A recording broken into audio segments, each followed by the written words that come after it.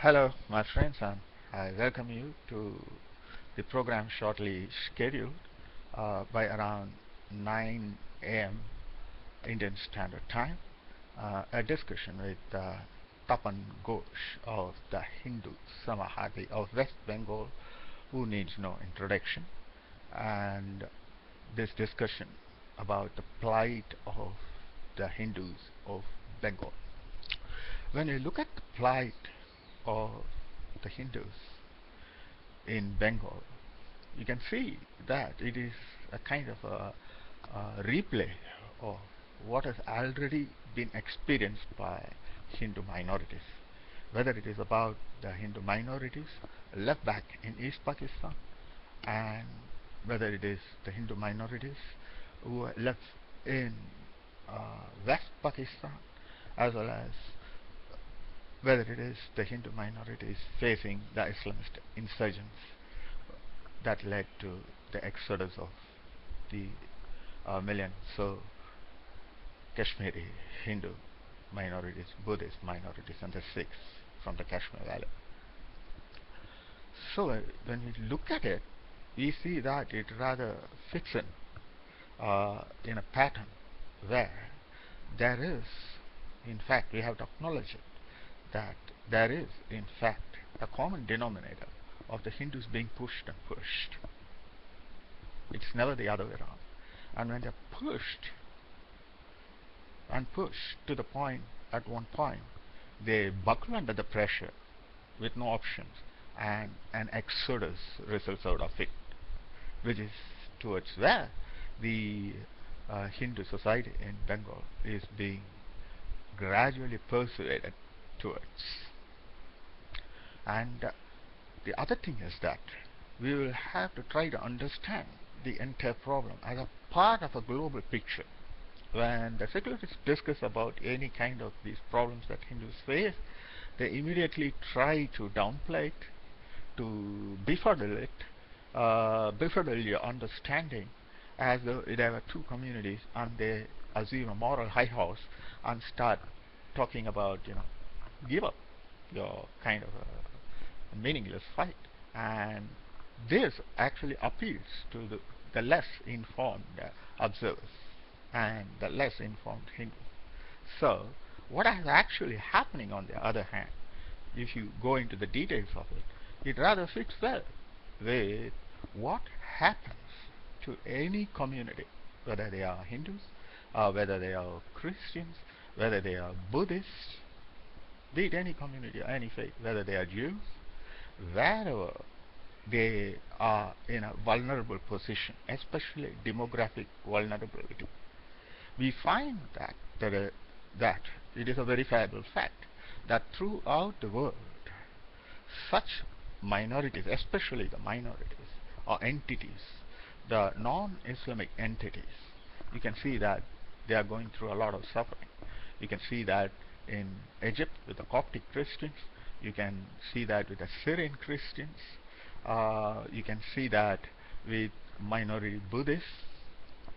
We can see that in many similar instances, such as Africa, wherever in Sudan, in Sub-Sahara, you can see that wherever the non-Islamic entity or the community becomes vulnerable in the sense of the demographic sense and the because that leads to the political domination. So we find that they all share the same woeful tale. The second thing is that Bengal rather was early to taste this. He had the first initial partition plan demanded by the Islamist separatism, though we would like to believe it is a kind of a design of the British colonials to divide the people. So they try to rather patch it up and maintain an imaginary kind of a solidarity, where actually it is based on a mistaken notion that the more the Hindu elements give up and concede both their identity and legitimate rights, the more they will be able to accommodate the Islamist separatists.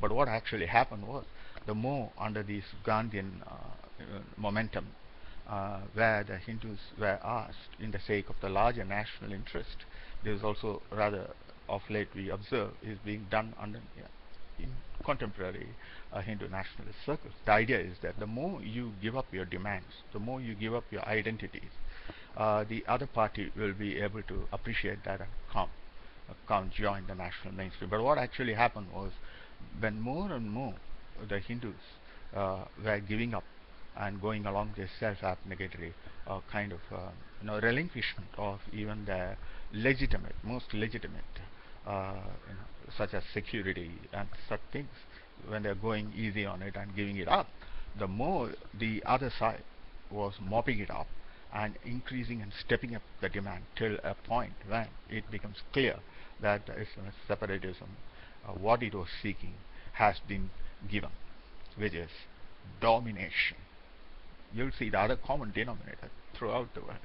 The second thing about it is that you'll see that initially well-meaning, the well-meaning segments, both the non-Muslims as well as the moderate Muslims, all of them lend themselves to this process of a kind of gradual build-up of the Islamist ideology and the movement, till you'll be amused to see that it builds more and more, and it goes into more and more radicalized forms in successive ways, taking upon all that that has hitherto supported them and turning against them, purging them and crystallizing them into a kind of increasing radicalization, and finally it all crystallizes into what we see now in the ISIS, the Islamic State of the Levant and Al-Sham. Now it's simply called the Islamic State and the Caliphate. You see it touches Bengal again through the Khilafat agitations of Gandhi. The same kind of approach, if it's going to be applied, you can see where it is all gradually ending. So we must first understand, to appreciate the differences of what is involved here. It is not just a meaningless communalism of two sides adding and increasing their meaningless, narrow, sectarian, communalistic demands and bickerings. It's not at all like that. On one side we have an open society. Hindu society is an open society, and the Muslim population that was left behind here has prospered and has increased many folds. They were just about 30 million. Now they are about 180 million or even more. What happened to the Hindus left behind in Bangladesh and East Pakistan? In East Pakistan, they have come down to 8% from somewhere around 35%, 32%. So we must understand that first clearly. One is an exclusivist as well as kind of a totalitarian ideology which is seeking domination. That is what you must first understand. That is why all these problems, it seeks to dominate. That is why all these problems are. And it not only seeks to dominate the non-Muslims, it seeks to dominate everybody. It wants to dominate even the moderate Muslims, and later on even the Orthodox Muslims. So that we find in this conflict, the recent conflict, you'll be amused to see that what was hitherto looked at as the ultimate bad guys, the ultimate terrorists, as Al-Qaeda, they in turn were facing another wave of domination over them, so that you see that the Al-Nusrat front of Al-Qaeda was decimated by the ISIS, and it took over, and finally all those elements migrated towards that. So gradually you'll find that even Al-Qaeda merges into the ISIS, and so it is a kind of crystallization, because there is one ideology that slowly keeps building and building upon that idea of domination of the Sharia, which is shared more or less loosely by everybody. So once we understand that it is a problem, existential problem of domination, it will be easier for you to understand what is happening to the Bengal's Hindus. In this note, we must also remember a kind of a premonitory warning by Balraj Madhok of the Jang Sangh maybe over a decade ago, And he clearly stated that I can see that problems coming for the both the Bengal Hindus and the Kerala Hindus, and that is what we are seeing now. He was fairly accurate in apprehending and seeing this happening. We also have, by the way of warnings, the uh, historian and right-wing ideologue Sitaram Goel. He also uh, presented a very perceptive view of what is happening to the Hindus in general in India as a kind of a siege by ideologies that seek domination, namely communism, all are totalitarian ideologies: communism, then Christian fundamentalism, and Islamic radicalism.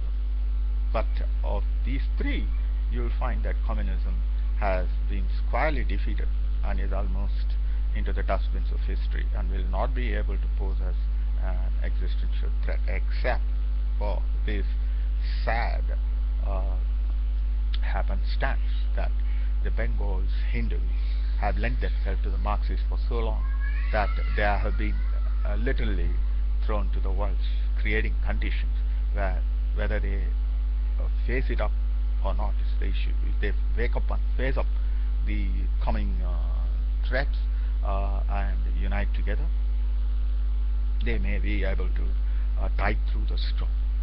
Like Churchill said, it's no longer even a gathering storm. We are right into the storm. We are approaching the storm. It is head on.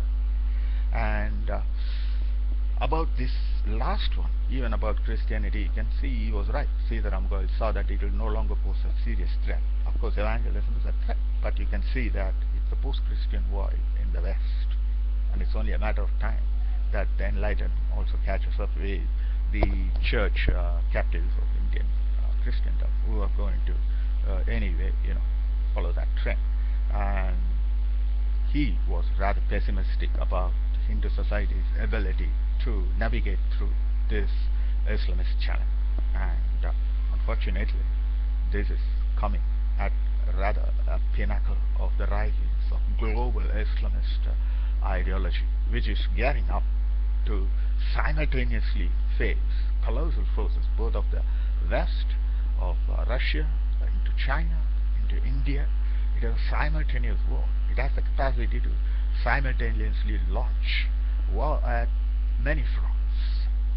So this is also important that we understand what Hindus are facing are immense forces, and they seek domination, and that is the problem.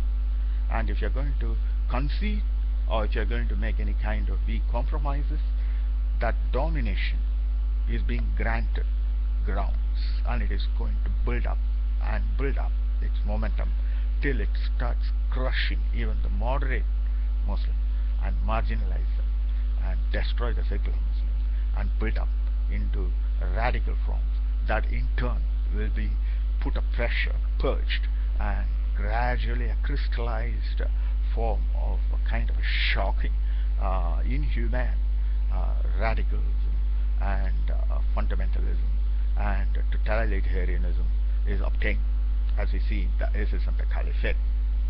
So, India right now is facing this storm. Is headed right into that storm. While this is happening, on one side you will see that there are enough perceptive Hindus who are able to tell the differences between the subtle nuances between subtle differences between the contributing elements to this conflict, and see what is what and which is which, and they are able to slowly come out of this sedation of doing nothing and being a kind of a sheep lambs led to the slaughter. This is what is the Hindu Samhati is about. It is a awakening moment. It is a kind of a standing out for one's legitimate right to association, fellow feeling of community building, and On the other hand, you find that there is also a failure in generally in all the hitherto Hindu Sanghadanis movements. You will find that there is also an element of failure with this wrong idea that somehow by giving up on this identity, you will be able to negotiate better the challenge, which I have told you. The more you concede, the more it will build up, because you fail to see that it is a totalitarian system that is seeking domination. You concede anything, it will mop it up and increase its demand. So you have to draw the lines and then stand for the less you concede, the less you wrench it back from its hand, the more you'll be able to, survive through the storm when it happens. By which I mean, this global jihadism and all disconnected phenomenon. It is all very, kind of cohesive, consistent with history, and so historical forces, and so it is going to sweep through India as much as it's going to sweep elsewhere. It is already sweeping through the Middle East, Muslim world, and then it will knock upon the doors of European Union. It will be in India, and so it's better we wake up early and resolve to face this existential threat than seek to escape through it, through kind of solutions that actually will aggravate the problem. Whatever we do, one thing we must not do is give up your identity and stand for legitimate rights. This is what the Hindu Samahati is doing. It is rallying to the support of the Hindu society that has been, kind of sold over.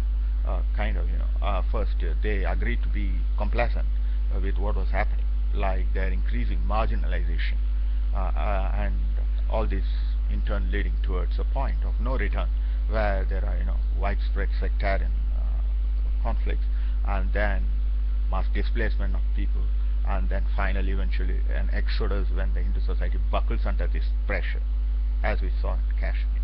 This is where the Hindus of Kerala and the Hindus of Bengal and these Hindu societies there are headed towards.